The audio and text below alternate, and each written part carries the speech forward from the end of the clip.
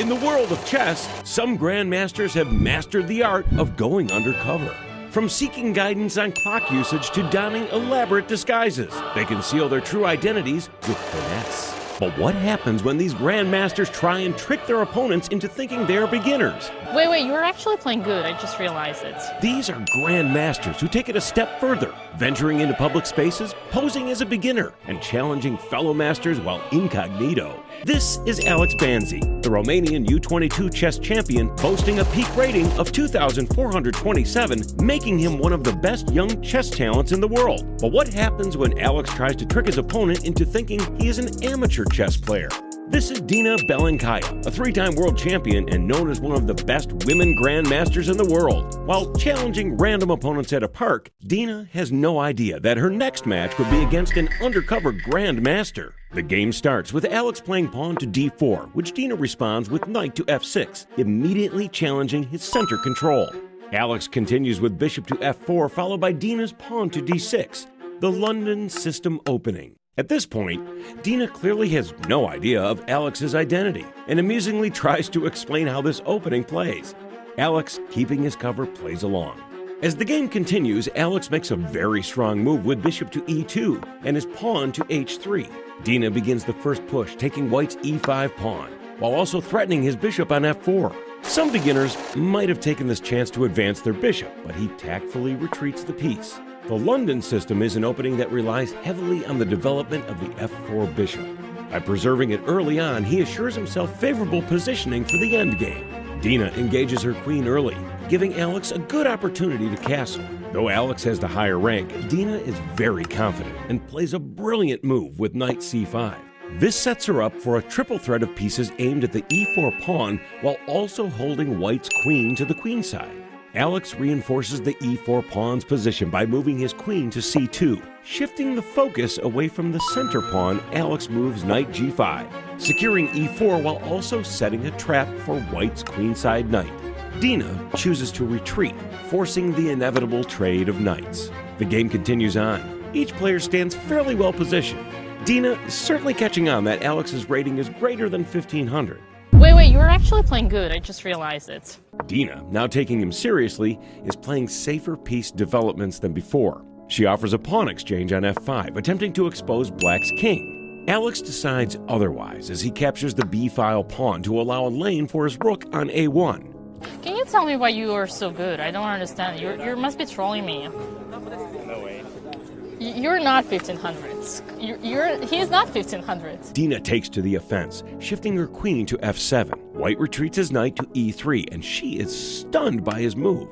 Dena, being distracted by her opponent's talent, causes her to misplay rook to d8, a move she would instantly regret when Alex positions his bishop to c4, in direct line with her queen, assuring him a free piece. Dena blocks with her bishop, which is captured by his knight from e3. Countering, she takes the d5 knight with her rook, as Alex sacrifices his rook to take the knight on c5 to advance his pieces on the left side. But the secret master isn't done yet.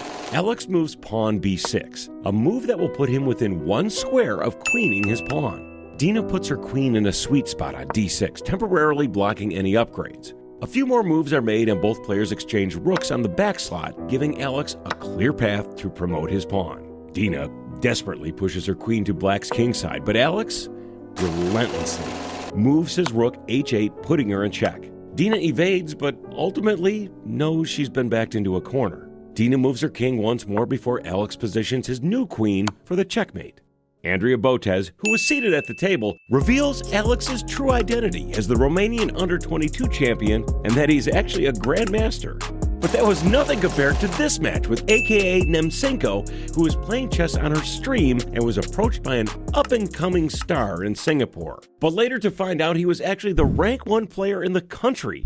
Nemo starts the game with e4. Tin confidently responds with c5, the famously used Sicilian defense. Both players play at a quick pace. Tin is the first to attack, exchanging pawns on d4 to open the center.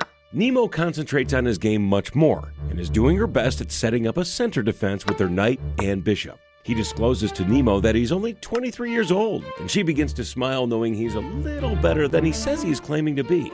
Tin begins to apply the pressure with pawn to b5 and shifting his bishop to b file.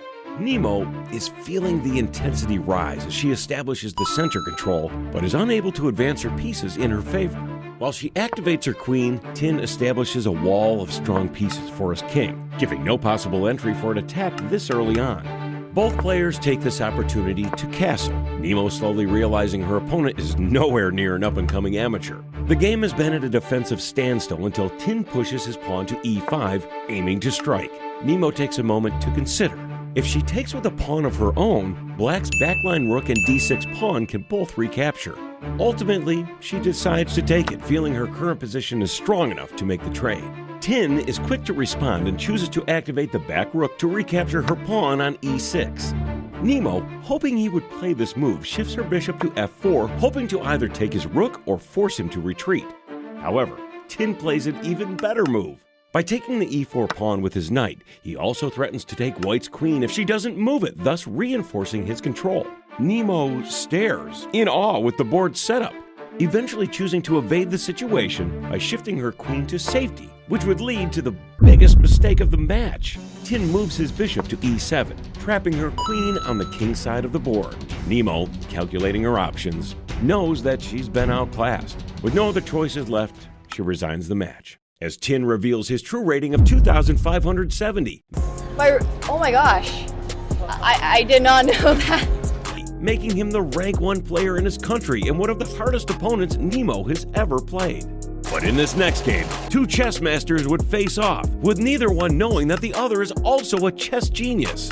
Meet international master Levon Eltunian. Across the board from him sits Carl Tolentino, known in the chess world as Carl the Crusher, a national master.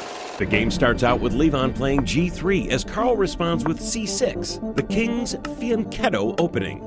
The match begins hesitantly. Even though both are chess masters, they are each trying to maintain the illusion of posing as a beginner.